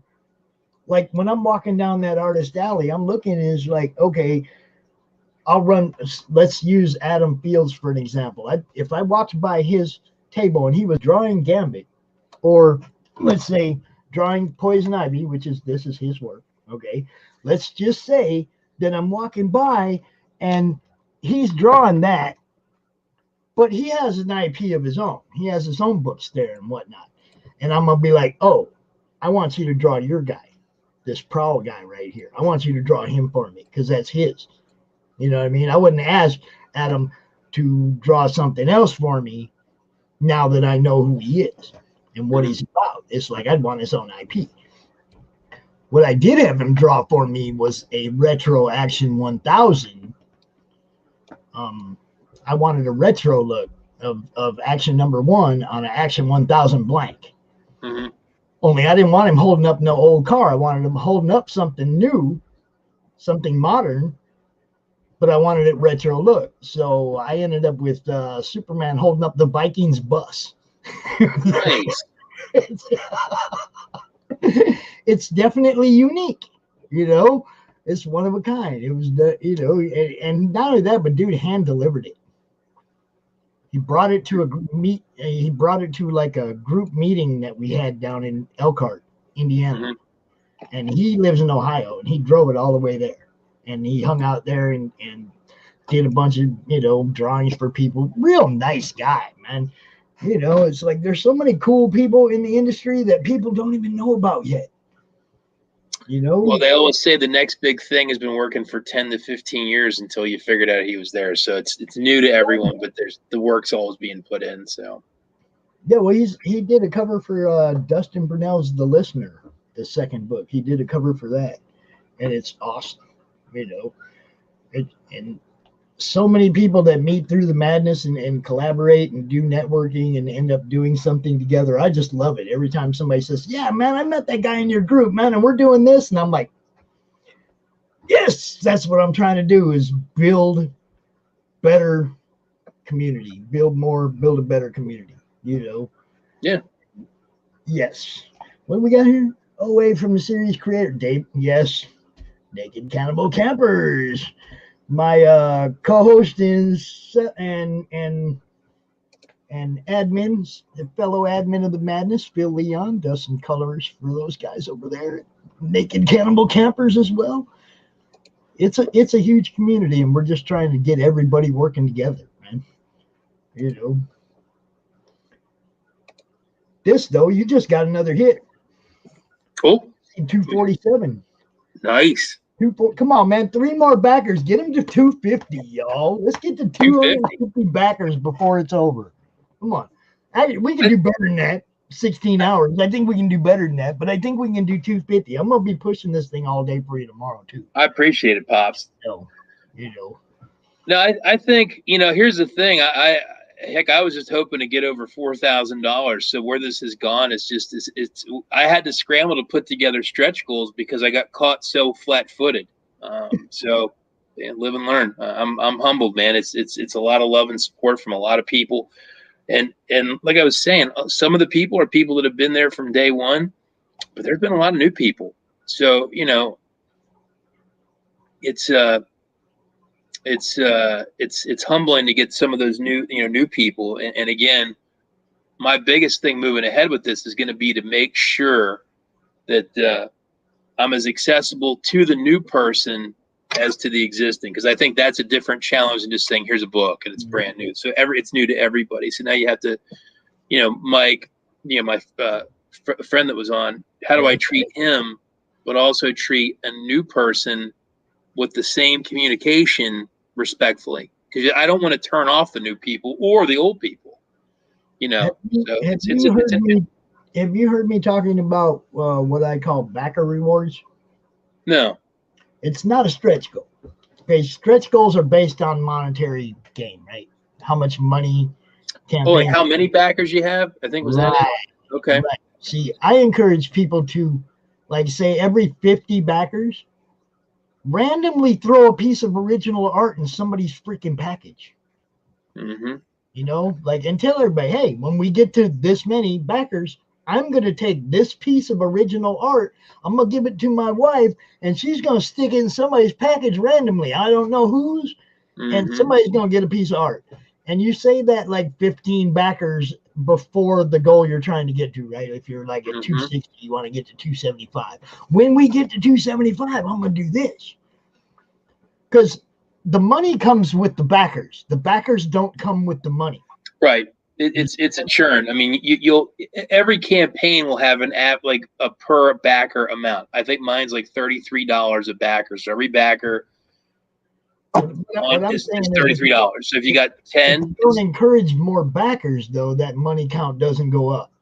Right. You see what I'm saying? It's like, no, I think it's a good idea. I like that.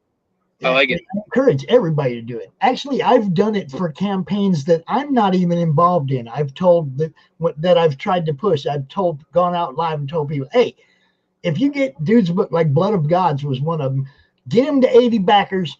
I will give something away out of my collection. Just, and we did a drawing out of all the backers, that backed his book, and I gave something away, and it wasn't even my book. I'm just that passionate about trying to make sure people get to their funding goals. And he was like, he wasn't there yet. And it was like, I was trying to help him. And it was like, man, I'll give something of mine away. Back this guy's book. Come on, people. I like that. And here's the thing. I think it's too late for me to do that on this one. Yeah. Well, I mean, it's never too late. You can say right now, if we get to 250, I'll throw something in. I'll do a sketch card or something and randomly throw it in. You can say that right now. Do whatever I want. No, you can. That's the cool thing about it. You can. See? Oh, 248. Look at that. See, they're open. No, see, Well, I'll tell you what. I'll throw one out. If we get to 260, we'll give out some original art. How about that? there you go, guys. 260. Get this book to 260 backers before it ends tomorrow, 16 hours. We get 12 more backers for this book. Jason is going to drop a random piece of original art into somebody's package. And yes, my boy Raj, there you go, right there. Raj Mahan is the man behind Mojo Risen, and he's the one that turned Pops Van Zandt into a comic book character, into a personality, I'd have never met you if it wasn't for Raj doing what he did. I promise. Now, what is J Variant 2? No, that's J Variant exclamation points. Oh, okay. Just back to J Variant is sweet. Yeah. Raj is good people, man. He's another one of them super backers, bro. But he's also a creator that has his own thing. You will see Mojo Risen #2 coming out real soon. You'll see an unboxing of Mojo Risen #1 real soon. You know, that's what I was talking about that I'm in, that I haven't seen much of because I don't let them tell me, you know. But Raj is the creator of that book. So good to see you, my brother. And Mike said he has a few pieces of OA coming from different Kickstarters Trishan and himself have backed, but asking for their characters is a roll of the dice if you haven't read the books yet. And I mean, you don't know which character is really going to be your favorite until you've read the book, right? Right. Yes. I mean, independent comic books to me are a roll of the dice because you can get stuff that is really, really bad or really, really good because there is no managerial quality control. So whatever you're going to get, you're going to get. Which again, to me it truly is a roll of the dice because you don't know. I mean, if it's people that really have their act together, they could put out something amazing and maybe even more amazing because there isn't that level of middle management above them, or they're just bad. And they put something out that an editor would have been like, no. Yeah, well, we have found a few that put things out without an editor. Yeah, scary, isn't it? It can be. It can be, you know. Well, we had a power outage during the last CromCon. Like, I had a power outage here for like 2 hours. So Phil and Will did the show, and I was sitting here with candles reading comics because that's all I could do. I had no power, right? So I'm reading, I decided to pick up a comic that I had avoided reading for a long time because of issues with the person. And finally I was like, you know what? It's been a long time. Screw it. I'm going to go ahead. I'm going to check this book out. I couldn't even finish it. It was freaking horrible. And it's look, I've backed a lot of, not a lot, but I mean, I've gotten a lot of good books over the last couple of years. And that's the only one that's happened. The only one. And it was everything. It was editing. It was phrasing. It was lettering. It was horrible. Hard to read. I couldn't finish it. And that's the first time that ever happened to me with a comic book. I usually watch films too. And there was a film with Phil, I sent you the link, Phil. Okay, go ahead. I'm sorry. There was a movie I tried to watch on Amazon Prime, and I can't. It was called Cell Block 54. I normally like prison films. It was so bad, I stopped watching it. I normally will watch films to the end. It was so bad, I couldn't take it. I don't know how they made it. It was terrible. Yeah, that's what we were saying, Mike. If you get OA with your favorite Marvel or DC character, you know you like them or not. Hope and a dream, Mike. Yeah, Hope and a dream. You're choosing a character out of a book you've never read before. You're like, God, I hope I like that guy. Raj, I don't know, Raj, if you're still watching, dude, that thing Eve posted, it's all I'm gonna say. She posted pencils of one of the pieces of art she's doing for his book, and it was just amazing, dude. She dropped it up there in the madness, and I was just like, ah. Yeah. There is so much talent, so many great creatives in the group, man, and it just keeps growing. Oh, Phil just got in the door. Well, I sent you the link because, you're my co-host and everything, bro.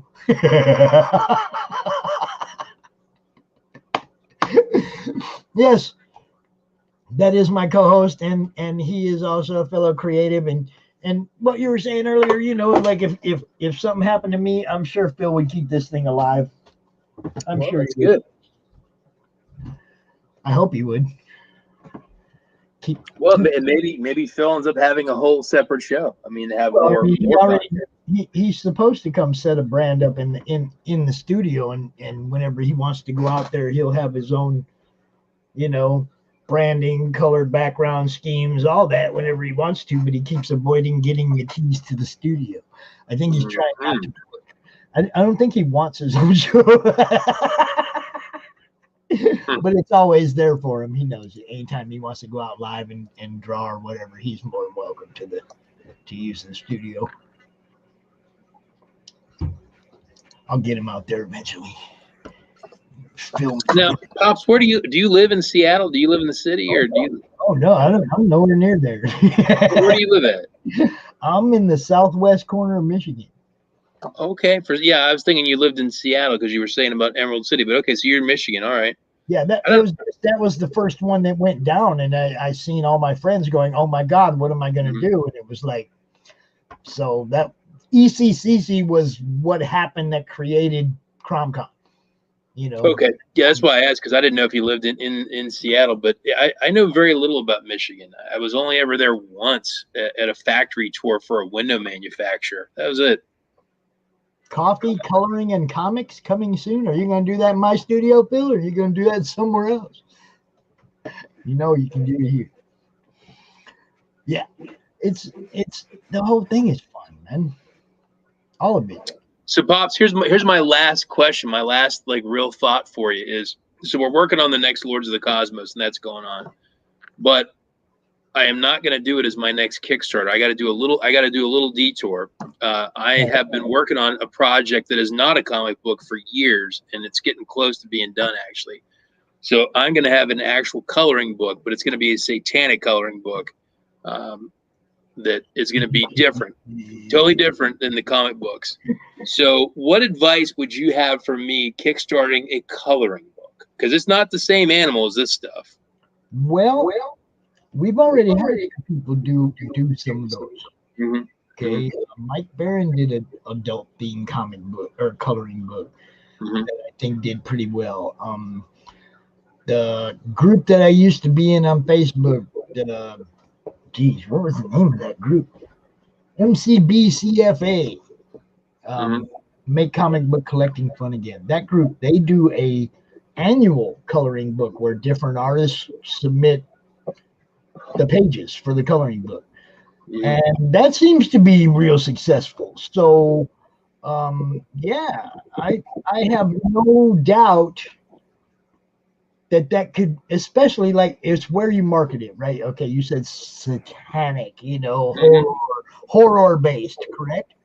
It's satanic, so you can take that however way you want. So it's gonna have nudity, it's gonna have bondage, it's gonna have monsters. It's all stuff that's been done for the last 5 years. I have ties to the Satanic Temple in Salem. They sell my art in their gift shop because with my art, right, you've got to know me through doing Lords of the Cosmos, which is science fiction, fantasy, weird shit. I do a lot of satanic art. So the Satanic Temple just had their Lupercalia celebration. They used my art in their big online event. I get a lot of traction with that art, and for years the fans have been saying we would love to buy this as a lot of people as if it was a coloring book. So I actually have met with a company that makes coloring books, and the art's all getting reformatted to go to a coloring book. I guess my question is, what tips would be different from a coloring book than a comic book? I'm thinking less tears. Well, I mean, obviously, you're not going to need a bookmark. Nobody's going to want prints. But see, look. I have issue with all that crap anyway. You got 3 stretch goals? Freaking awesome. That's all. You don't need no more than that. Backer goals, original art, real stuff that people are actually going to cherish. That's what you put in your backer kit. Okay? If you're wasting money to do a bunch of prints that people are going to put in a drawer and never look at it. You see what I'm saying? I don't have room on my wall for prints anymore. We got art, and we don't have room for prints. It's original art now. The prints are all in a drawer somewhere, or the prints are in the portfolio now because I don't have room on the wall for them anymore. Mm-hmm. So the prints don't mean as much to me anymore. Not that I don't appreciate getting them. I don't want people to take this the wrong way. The stretch goals to me are an extra cost to you that a lot of people don't really care about. Okay. We care about the book. Maybe a few things that are cool. Like, okay, the what do you got? These challenge coins, right? Okay, that like Polito and Wendy Shane, or that's cool. I like that. That's awesome, right? I didn't have to pay anything extra to get those. They were a stretch goal. That's an awesome stretch goal. Bookmarks. Raj, I love that I'm on that bookmark, but you know what I'm saying. It's you guys. It's another cost for you as a creator. Yeah, I was thinking maybe I would do like I'll color a page with crayons for you, shit like that. It's different. So yeah, this is what I'm saying. I'd much rather have something. I'd much rather have a chance to win a piece of original art on a backer goal than a stack of stretch goals. Mm. Okay. I don't, and the cost to you is ridiculous to have all that stickers and pins and whatever, the cost to you, that's just an added cost onto your trying to get the book printed and get it out to us. Mm-hmm. Like I said, you were pretty tame. 3 stretch goals, that was pretty awesome. And there's people that have a whole bunch of them, and the cost to ship out that 3-pound package. You see what I'm saying? The cost to do all that, the cost to have all this stuff made, the cost to ship out the extra weight, everything is just more cost for you. I want it to be cheap for you. You know what I mean? I want you to send me the book. Everything else is great, but I've never backed a campaign because of what the stretch goals were.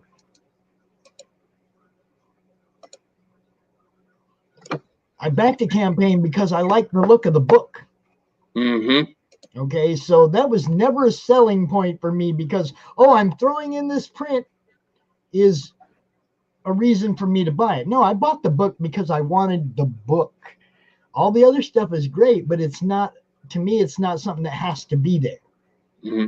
Okay, I'd rather keep the cost low for you so you can get the books printed and maybe print up extras and have some to sell at the conventions and have some to sell to some retailers and get the book out there. I'd rather you concentrated on what it costs to print the book and not what it costs to make prints and pins and buttons. And you know what I mean? Screw all that crap. Send me the book. Send me the book. Send me the book. If you want to do something special, then like I said, do some random original art, something that somebody's going to get and they're going to go, oh.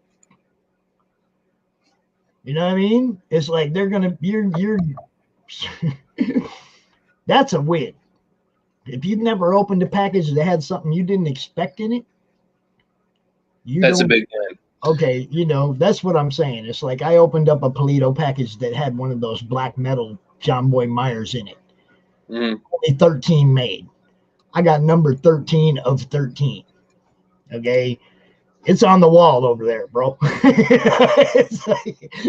But I didn't pay for that. I paid for the $24 homage tier. Right. You wanted the book. You didn't want to. And here's the thing. I think. No, what I'm saying is that was a one of those random things that he just throws into packages. Mm-hmm. You see, it wasn't a stretch goal. It wasn't like I ordered the book. Just like a prize. It's like getting it just a bonus. Yeah, it was a bonus I didn't pay for, didn't know I was going to get, didn't expect. And when you open up your backer kit and you get something you didn't pay for, that's a bonus. Mm-hmm. When you know about all the stretch goals, you know what's already what you care about or don't care about out of that whole backer kit before you ever get it, right? Mm-hmm. Okay, some of them have dog tags. I've seen all kinds of different stuff that's cool. All kinds of different stuff that's totally cool. But it's not a selling point for me personally. As a You'll collector, you'll take it, but it's not moving the needle for you. it's not why I backed the book. I backed the book because I thought the book looked cool. So don't ever get me wrong, people. I never backed your book because of what you're throwing in there. I back your book because I like your book. Now, if you throw in the original art as a backer bonus, I get that because you're trying to draw in more backers. I get that. I don't think stretch goals draw more backers. I think stretch goals cut into your profit, personally. You know, but like I said, you were pretty tame about it. You only had 3. You know, I don't see that as a big financial hit for you, but I've seen people that have 20, 30 backers, you know, 20 or 30. Yeah, that's a lot. Well, here's the thing. I think one thing I've noticed is that when I didn't have them in the past, we'd hit our goal and people would say you're good. And I'm like, yeah, but can't we, you know? So to me, I do get that it may help drive business because it gives you a new goal to refocus, especially for me, because we funded in like 5 days. Right. So it does help to have a focus to say, what is it we're doing now? You know what I mean? Like we hit our goal in 5 days or 4 days, and it's like, well, now what? So it gave me a rallying cry. Yeah, that's why I reached for the backer goals thing, because I was like, well, see, stretch goals going to be attained by just some backer just upping his tier level. Mm-hmm. See, and it's not, you know, it's like I don't want a low backer count. I want a high backer count. I want more backers. You know, so I'm trying to offer or suggest to people to offer something to draw in the extra backer as opposed to the extra money. Because the more people you get, the more money you're going to get. That all just goes hand in hand, you know. But you know, it's like when you get close to that stretch goal, anybody can just up their pledge and kick you over. You throw that backer reward out there. Yeah, and see now you're talking commercial sales language about would you rather have $1 million account or 10 $100,000 accounts? I've always subscribed to the latter. I'd rather have more because you're less dependent on one guy. Yeah, and like I said, when you get more backers, that money that total is going to go up regardless. Mm-hmm. Every backer, it goes up a little bit, no matter which tier they hit. Every backer, it goes up, you know. And then every one of them backers has that option of upping their pledge and making it bigger. You got to have a solid backer base. I think that's what Mike just said. You got to have a solid backer base. Anyone can back for $1. You know, it's like you got to have a solid backer base. And when you offer those original art pieces, those are for physical tier backers. Right, not the digital ones. Only people you're actually sending a package to. If you ordered the PDF, you're probably not going to get the original art. You see what I'm saying? Mm-hmm. That's for those people that you're already sending a package to, not for the people, you know. Mm-hmm. I should have thrown that out there in the beginning. But yes, for physical tier, you know, physical tier pledges, you know, those are the ones that are eligible to get that backer reward. It's just, you know, for me, I'm just trying to think of more ways to pull more people to look at your stuff. And usually a hook like original art is way more of a hook than we got a tarot card or we got a bookmark or we got a print or we got, you know, whatever. And like I said, I'm not trying to diss anything anybody's doing. I'm just saying it's like that piece of original art, that one piece of random original art is worth more than all 250 of them prints to me. So I'll tell you this. The one thing we were actually talking about doing what you're suggesting, and the guys that own Lords of the Cosmos, the you know, Dennis and Jason, we did a little digging, and maybe we were wrong, but we were under the impression that offering a raffle-based prize, which is what you're describing, right? Like everyone gets a chance that could get your Kickstarter taken down. So okay, if you're doing an actual raffle for it, probably. Well, I mean, any kind of game of chance, you know, where it's like someone will get something.